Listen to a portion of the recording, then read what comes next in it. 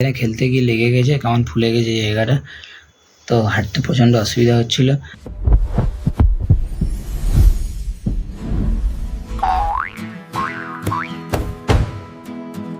রোদ দিয়েছে না সকালবেলা, খুব দারুণ লাগছে। আর এইদিকে দেখো মনে হচ্ছে এখন খেলা করছে, দেখো এখন খেলার মুডে আছে পুরো একবারে।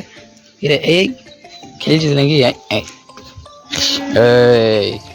দেখো এখন ও খেলছে, পুরো রোদটা পেয়ে গেছে না, 2-3 দিন ধরে বৃষ্টি হচ্ছিল বলে। তো এখন ওয়েদারটা এত সুন্দর লাগছে, ওই জন্য আমি ছাদে এসেছি। আর আজকে ছাদের থেকে শুরু করছি ব্লগটা তোমাদের সাথে। আর টিয়া পাখিগুলো সুন্দর ডাকছিল। Hello guys, welcome to my new blog. চলো শুরু করি আজকের দিনটা তোমাদের সাথে। আর সবাইকে গুড মর্নিং। আমি নিচে চলে এলাম, এবার নিচে এসে আমাকে এবার রেডি হয়ে মাঠ যেতে হবে। চলো মাঠের জন্য রেডি হই। এই জার্সি প্যান্টটা পরে আমি এখন সকালবেলায় মাঠ যাবো। চলো আগে রেডি হই না, রেডি হয়ে পর দেখাই তোমাদেরকে। আমি রেডি হয়ে গেছি, এবার জার্সি পরে নিয়েছি, ব্যাস এবার আমি এখন বেরোবো। মাঠ থেকে এসে আবার দেখা করছি। হাত থেকে খেলে চলে এসেছি একটু আগে, তাই চান করে একদম ফ্রেশ হয়ে তোমার সাথে এলাম। তো ঘরেই এখন আছি। আর আজকে তো সেরকম কোনো বাইরে যাওয়ার প্রোগ্রাম তো ভাবিনি। তো ঘরে একটু যা না আছে বাবা না মা, কেউই না আজকে বাড়িতে। বাবা আসবে একটু পরে হয়তো। তো আমি এখন বাড়িতে একাই আছি।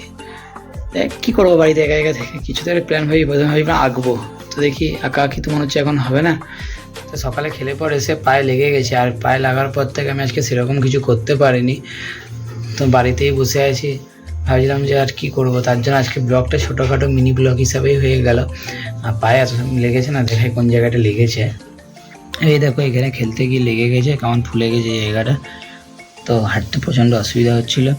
ওই জন্য আর কি করবো, আর সেরকম কিছু করতে পারিনি, তাই বাড়িতেই আছি। আর তার সাথে ভাবছিলাম যে একটু বিকাল দিকে কিছু করলে ভালো হতো। তো বিকাল দিকে ভাবছিলাম মাঠ যাবো কিন্তু কিছুই সেরকম কিছু হলো না। আর তাই আজকের ব্লগটা একদম ছোট টাইপের হবে। আর বাড়িতে এখন সবার সাথে আছি, চলো দেখাই।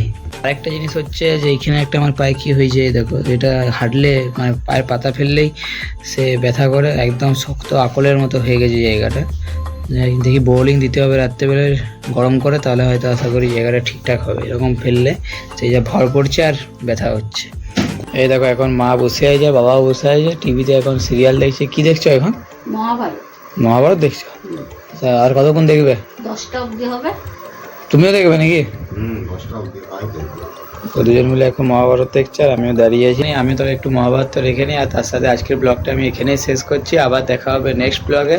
ততক্ষণ সবাই ভালো থেকো। আর হ্যাঁ, এটা একটা ছোট্ট মিনি ব্লগ টাইপের, তো সাবস্ক্রাইব করতে ভুলো না। Bye bye.